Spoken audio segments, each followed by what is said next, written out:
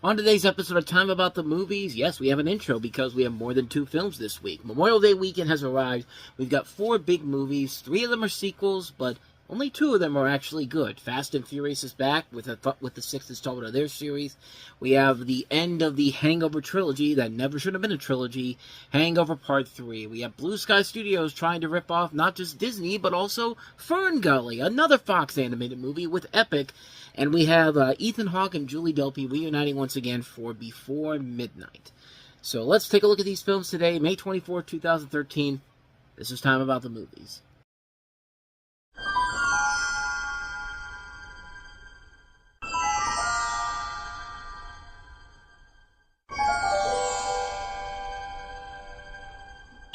Rated PG-13, starts May 24th. Welcome to Time About the Movies, everybody. Today we are taking a look at the 4 films that make up May 24, 2013. And we're starting off with the biggest new release of the weekend. That is, of course, Fast and Furious 6. This is, of course, the film that follows Fast 5. And since Dom and Brian's Rio heist topped the Kingpin's empire and left their crew with $100 million, our heroes have scattered across the globe. But their inability to return home and living forever on the lam have left their lives incomplete. Meanwhile, Hobbs, once again played by Dwayne Johnson, has been tracking an organization of lethally skilled mercenary drivers across 12 countries, whose mastermind, Luke Evans, is aided by a ruthless second-in-command revealed to be the love Don thought was dead, Letty, played by Michelle Rodriguez. Yeah, this is where some of the stupidity comes into play here, because everyone thought Letty was dead after Fast and Furious, and then turns out, nope, she's still alive, and it's been prepared for this, because this is going to be the trend for the next several movies. People you think are dead, they're not really dead. It's just a soap opera for guys, pretty much, with this series. But the only way to stop this criminal outfit is to outmatch them at street level. So Hobbs asks Dom to assemble his elite team in London. Payment, full pardons for all of them so they can return home and make their families whole again. Families whole again. And by the way, here's another thing that we're going to be seeing in these Fast and Furious movies. The villain from the last movie all of a sudden starts working for the bad guys. I mean, it happens in this movie, and then when Jason Statham comes into the picture, turns out he works with the heroes in the next film. But despite all this, this Fast and Furious movie was pretty fun. I mean, I've liked what they've done since Fast and Furious in 2009. Fast 5 was great. This one was just a ton of fun overall. It's a fun summer blockbuster type movie. We can let the stupidity slide for this one because, yeah, this one knows exactly what it's doing. This isn't doing what Iron Man 3 or Star Trek Into Darkness did, just starting off strong and then just completely falling apart at the end on a really sour note. This movie is fun all across the board. I mean, after a slow start to the summer, this is the type of movie you want the summer to start off with.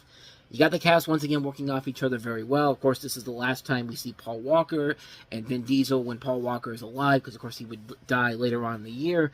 And yeah, it's just fun watching them work off each other here. The action sequences are a lot of fun to watch. The final climax with the cars taking down this gigantic airplane. I mean, good lord. When you see this airplane, it's so huge.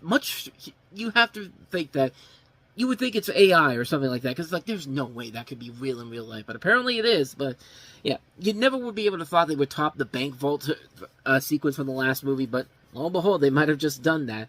And yeah, even the bit where they're driving the tank across the freeway, I love that scene, but I couldn't help but wonder, 30 people probably died during that whole thing.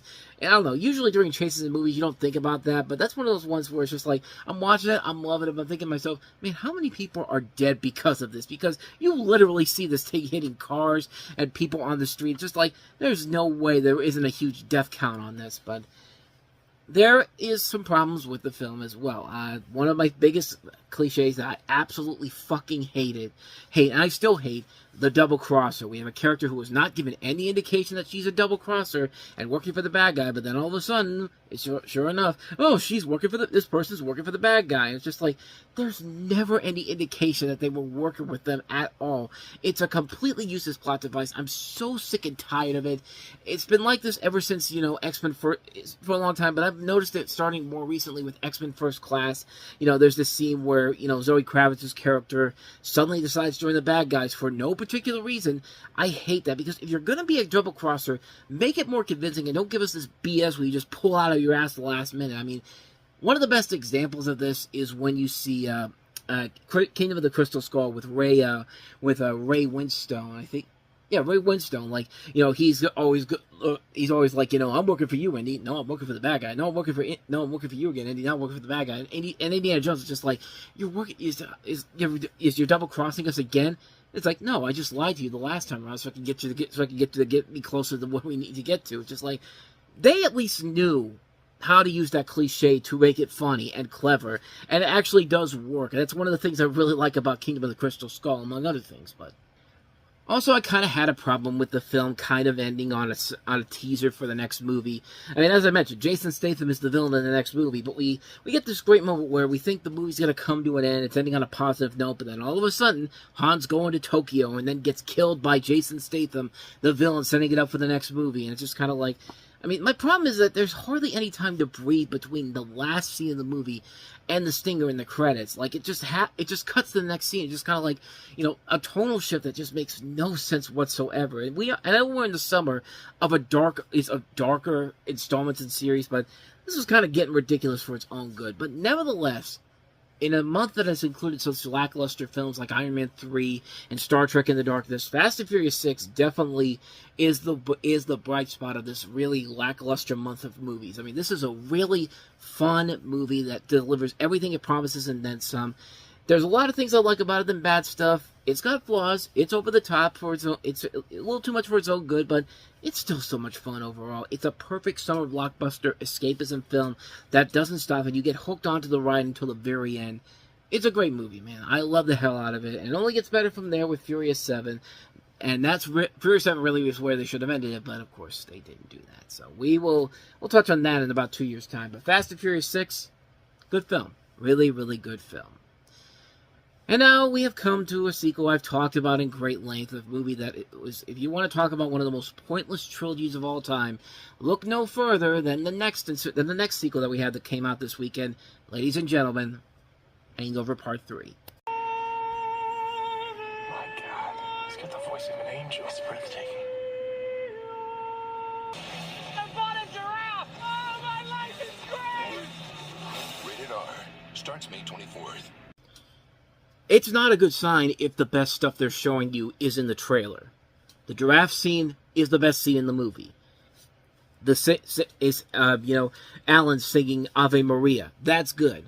Everything else, piece of shit. In the aftermath of the death of Alan's father, the Wolfpack, Bradley Cooper, Ed Helms, Justin Bartha, decide to take Alan to get treated for his mental issues. But things start to go wrong on the way to the hospital when the Wolfpack is assaulted and Doug is kidnapped, and now they must kidnap Mr. Chow again in order to surrender him to the gangster who kidnapped Doug in order to save him. So, we're already ripping off the first movie again. I'm just not going to get right to the point of this. I hated this movie. I hated it when it came out. I tried to give it a chance years later. It has not changed. I fucking loathe this movie. This is one of the worst sequels, if not the worst sequel I have ever seen in my entire fucking life. It is that awful. This movie is so horrible. It completely takes everything you love about The Hangover and just throw it away and keeps the horrible things I hated about The Hangover and manages to make it an even worse movie-going experience. This is one of the most horrible movie-going experiences I ever had in my entire life. Where do you start? Well, yeah, don't let those trailers fool you. This isn't the light-hearted, goofy hangover films like the last two films. No, they take this pointless, dark edge to this that had no reason to be there. There's no reason for a hangover movie to be this dark. I mean, the first two movies had dark humor in them, but the scripts were smart enough to not let the dark humor take up the entire film. But here, they just go dark for no reason whatsoever. And I love a dark comedy. War of the Roses is one of the great dark comedies you'll ever see, but if you're gonna go all out on a dark comedy, let people know and don't gloss over in the trailers and then just bring them in there for this incredibly bizarre tonal shift that happens. The story makes no sense at all. Why does Doug need to be kidnapped again? There's no reason why we have to turn to Black Doug. They turned Black Doug, Mike Epps from the first movie, into a bad guy. For no reason. There's no reason why the characters for the first movie have to return. There was no thought process when this movie was made. Part 2 at least was trying to be a movie that was at least worthy of existence. Even though it was a Here We Go Again sequel. Like, this movie... This is the movie that you look at and you realize They made this because Warner Brothers wanted a sequel. That's what they wanted. They wanted the money. They don't care if the trilogy, if the movie's actually good. We need that trilogy money. And I really believe there was no intention to make this a franchise and spawn 2 mid-range sequels. I mean, the second movie was a copy and paste version of the first film. That's enough to back the point right there. But to do a third movie that tries to make you forget about the previous films and what they established, this makes my theory more than just a theory. It's concrete evidence. They had no intentions on making this a franchise, and they should have just made it the first movie and be done with it. Think about it.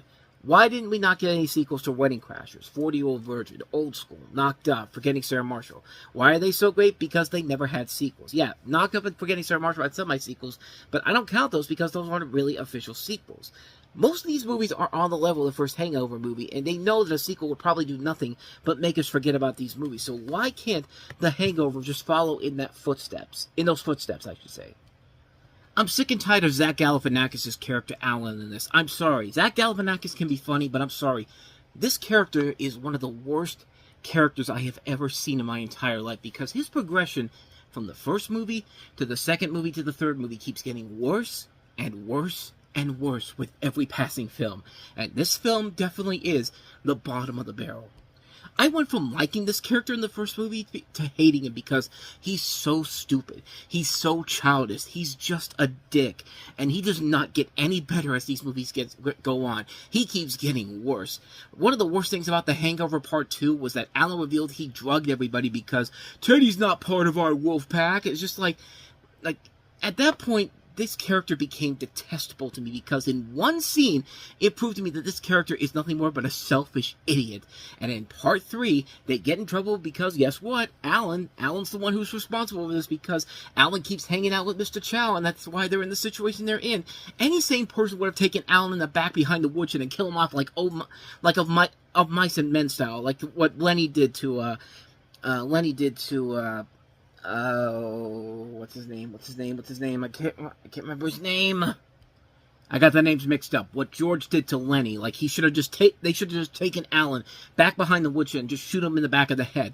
That's how much I hate this guy so much. But no, we can't do that because they got to continue this mission because he's the fat, goofy, funny guy, and it's like it's not a big deal at all. The comedy here is so terrible. The biggest cock tease of this movie, and what could have saved the movie for a little bit, is that giraffe in the car scene. Now, like I said, that's the funniest scene in the trailer, and they don't show you the climax of that because it's a trailer for the movie. It's a trailer for the movie. They want you to see the movie to see the joke and pay off. They had the potential to have that be the best scene in the movie, and it happens way early in the film. And let me tell you something. You know how that joke plays in the trailer?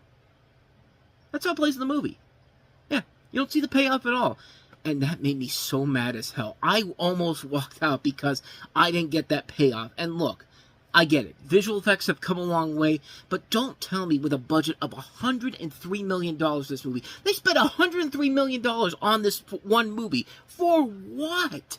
What did they use this on? Like, where did all that money go? You can't make a special effect where we see the giraffe's head come off. There's no money shot. There's no blood. There's no payoff whatsoever. And the whole scene is shot horribly. And to make matters worse, you got Hansen's MMMBop playing in the background. It's just like, and again, before you call me cruel, I'm 100% against animal abuse, but come on. You have an R-rated comedy to hype the scene up and to not give us that payoff. That is a big fuck you to the filmmakers themselves who knew that you coughed up $12 to see the movie and you didn't get exactly what you wanted from it. They waste John Goodman, too. John Goodman's a great actor, but I'm sorry. Him as the main villain in here, he's completely wasted. He serves no purpose to the plot whatsoever. He's in 3 scenes of this movie. He's supposed to be the main bad guy. And they just waste so many... These movies waste so many talented people in here and make them completely pointless characters. Even in the second movie. Remember, they were supposed to have a scene with Liam Neeson that was eventually going to be replaced by Bill Clinton and then replaced by Nick Cassavetes. Why? Because they're recognizable names. Who cares what if we have a character to build around them? Fuck you. That's what the movie's basically telling you, is fuck you. And it's amazing. The one thing that made this movie somewhat redeemable was, of all things, Melissa McCarthy. You know, after watching her being the ultimate bitch in Identity Thief, being basically the equivalent of Zach Galifianakis in the Hangover movies, she was providing the only funny moments in the film. Like, it's finally good to see somebody using her talents to good use, and she provided the funniest moments of the film. Granted, it's 5 minutes, but at this point, I'll take anything at this point. This is a new low for sequels. The Hangover Part 3 took what made the first two movies good and just rapes it and gives it one of the most unpleasant film-going experiences I've had in a long, long time. This is without a doubt one of the worst movies I've seen all year. It's worse than Little Fockers. It's worse than Big Mama's Like Father, Like Son. That's the bar we're at, people. You have to suck really hard to top Big Mama's Like Father, Like Son in horribleness. That's how bad this movie is. Avoid The Hangover Part 3 like the plague, and I swear to God, if somebody out there tries to make a Hangover 4, I may just lose my faith in Hollywood, because we're getting a Rush Hour 4 because of our president, so, yeah. Because clearly the demand was there for Rush Hour 4, apparently, from anybody that's not outside the White House, but, yeah, that's a whole other thing altogether, but you get the idea. Hangover Part 3 sucks. It's one of the worst movies of the year, one of the worst comedies I've ever seen, one of the worst sequels of all time. I think you get the point. So, yeah, let's go ahead and try to turn this around, and we won't do it with this next one, I know for sure. Let's take a look at Blue Sky Studios' latest film, Epic. Time and the fate of the world is at stake. Awesome. Epic. Rated PG, May 24th. Yeah, there ain't anything epic about this movie and all. In fact, it's not a good sign if your trailer is literally showing the way the bad guy dies in this. I mean, you literally see how Christoph Waltz's character dies in this movie. So yeah, that is not a good sign for this film going forward. But this is Epic, which I did not know was based off of a William Joyce story. But, of course, William Joyce was also the same man that gave us Roly Poly Oly. But more importantly, more recently, he gave us Rise of the Guardians, which is a far superior movie than this pile of garbage is. So in this movie, you have young Mary Catherine Gallagher. No, not really Mary Catherine Gallagher. Now, that would have been interesting if the character from Saturday Night Live was the lead in this. But no, this is young Mary Catherine, played by Amanda Seyfried, who returns to her eccentric scientist father's home, but his all-consuming quest to discover a tiny civilization in the neighboring forest drives them apart. However, MK Sue finds herself shrunken down by Queen Tara, played by Beyonce Knowles of the Forest, mortally wounded by the putrefying Buggins, and charged to deliver a pod bearing the new queen to safety, together with a veteran Leafman warrior played by Colin Farrell, two goofy mollusks played by Aziz Ansari and Crystal Dowd, and a young maverick played by Josh Hutcherson. MK agrees to help as the villainous Boggin leader, Mandrake, played by Christoph Waltz, closes in. MK and her new friends must draw on the best of themselves together and discovers what they have to save the world. And yeah, this was a movie that is, as I said before, it's Fern Gully, The Last Rainforest. It's Once Upon a Forest. It's Avatar. All Fox movies like this is, and seriously, Fox, what was your obsession with forest protection movies? I think Avatar was the final nail in the coffin, but lo and behold, we have this right here. Like, I mean, is the movie worth watching? And it really is not. It's a boring film, and it doesn't work because the story. We have seen this story done to death before, and it's nothing new, there's nothing new about this whatsoever. So what's the purpose of doing the same movie as Fern Gully and Avatar and Once Upon a Forest and not doing anything unique or different with it at all? The only way this thing could work is that this will lead to the things I like about the movie, is that they can create this visually beautiful universe that the book carries, and that's one of the strongest points of the movie is the visuals. They look amazing. They actually look cool with the 3D, and it's up there with Rio with some of their best work overall. But again, visuals don't make the movie. Like I said, I've always said, but I thought the voice cast overall was kind of good. I mean, they do feel like they were kind of forced in there because of their status, like the additions of Steven Tyler as the Keeper of the Magic Scrolls, Pitbull as a hitman. Like, even though I thought actually he was one of the things that actually was really one of the stronger parts of it, but like, Steven Tyler as Nim Galoo does not really fit that character he plays. Crystal Dowd and Aziz Ansari, they provide some good comic relief moments. Beyonce Knowles, not bad as the Queen. I mean, it's great to see to finally get a kiss movie that doesn't portray a Queen as the main villain. And the rest of the cast is okay. Amanda Seyfried's alright. Colin Farrell, Josh Hutcherson, they're okay. Christoph Waltz, although I'm getting sick and tired of him playing the villain in every single movie, I thought Jason Sudeikis was pretty good. One of the more memorable characters in the movie was, of all things, MK's three-legged dog in this movie. Like, I don't know why, but He doesn't speak, but just everything he does in this movie made me laugh. It's a silly character, but it's one of the more memorable parts of the film. I think mostly because it's a three-legged dog. I mean, that's probably the one thing I took away from it, but other complaints I had with it, the music was kind of bland. This is Danny Elfman doing this, and Danny Elfman doesn't usually do bland music like this, but my god, this felt the most generic and uninspired I've ever seen from Danny Elfman. This feels like he was coasting along here. And I also don't like that it goes back to, oh, the mother is dead again, because how many times have we had a movie like this where the mother is dead? The only difference is we only have one movie in recent years that has been the complete opposite, where it's the mother who's alive, but the dad is dead, and that's The Princess and the Frog. And that was a much better movie than this, but I guess I could say for this movie, it's not terrible, but for a movie that's called epic, there ain't nothing epic about it, man. I mean, it's at least a better movie from Blue Sky than the last Ice Age movie was, and that was terrible. There was at least a couple things I kind of enjoyed about it, but again, it's not one of their better movies overall, and it definitely was part of a streak of lackluster films in general from them. I mean, we haven't even gotten back to when they went the sequel route again with their next movie, Rio 2, which took a beautiful, fun movie of the first film and just took it down a lackluster pathway. We'll touch on that in April 2014, but as far as this film goes, it's okay, but it's not great either. It's a movie that is instantly forgotten. In fact, I rarely have ever watched it again since it came out 12 years ago. So that should probably tell you something right there. So that is epic. So let's go ahead and move on to our last movie that we have here. Probably the overall best movie of the entire week, easily. And it's a sequel of all things. It's Ethan Hawke and Julie Delpy in the third installment of the Before trilogy, Before Midnight. It's not the love of one other person that matters, it's the love of life. Why am I finding myself so attracted to this woman? Kind of an abrupt end to that trailer. I think that was a fan trailer, even though it was technically on a Sony Pictures UK page, so I don't know what was going on there, but this is Before Midnight, the third installment of the Before Sunrise trilogy that began 18 years ago with Before Sunrise, and then 9 years ago, and then 9 years after that we had Before Sunset, and now 9 years after that we have this one here. And in this one you have, once again, Ethan Hawke and Julie Delpy's character of Jesse and Celine spending a summer vacation together in Greece. And, you know, these movies keep getting better and better as the films go along. And I've touched on these movies before with Before Sunrise and Before Sunset.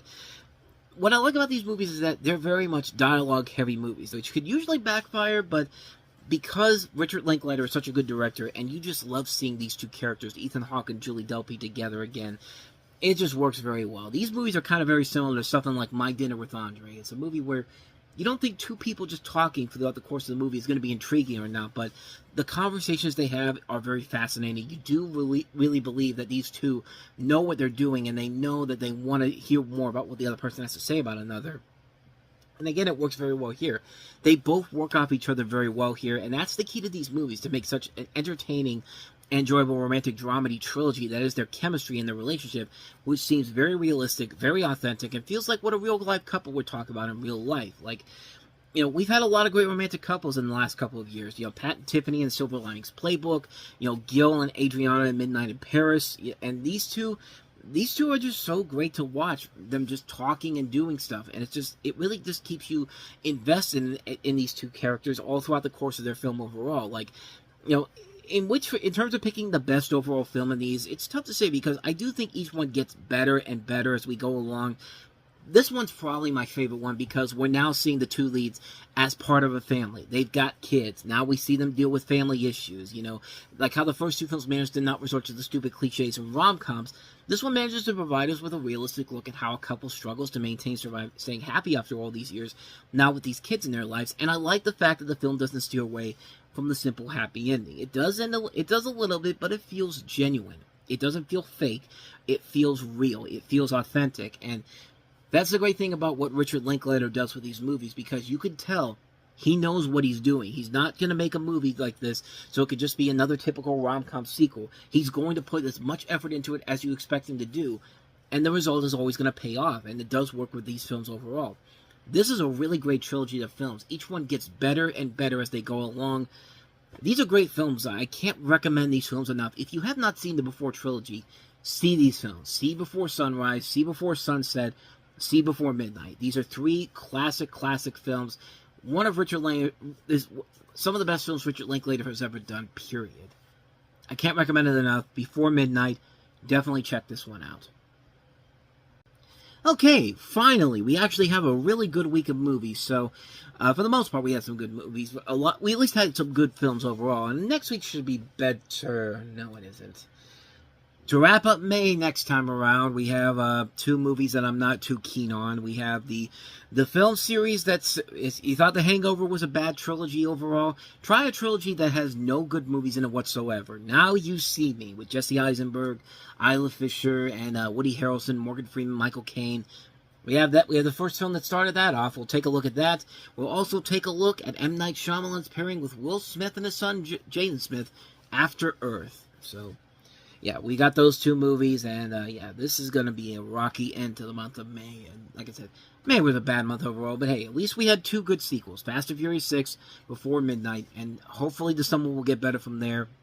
We hope, but we will see what happens when we meet next time around. But with all that said, thank you so much for watching this. I hope you enjoyed it. If you did, please go ahead and do me the honors of hitting the like button, the subscribe button, and the notification button. Also, don't forget to check out our playlist, and don't forget to check out the previous episode we did. So with all that said, whether it's in the past, the present, or the future, I will see you at the movies. Take care. Oh, and by the way, since this is being recorded the day before Thanksgiving, happy Thanksgiving, everybody.